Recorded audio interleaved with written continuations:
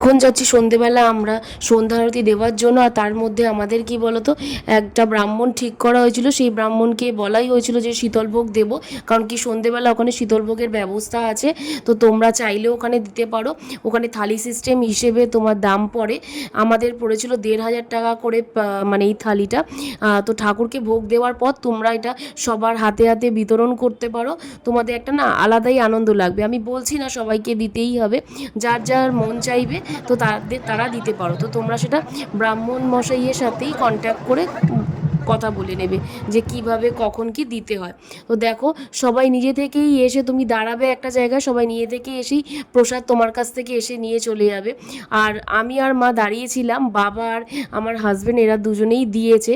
আর সব প্রসাদও না শেষ হয়ে গেছে। তোমাদের একটা আলাদাই আনন্দ লাগবে সবাইকে যখন তোমরা নিজের হাতে প্রসাদ দিতে পারবে। তো তারপরে আমরা চলে গেছিলাম রাতের ডিনার নিয়ে।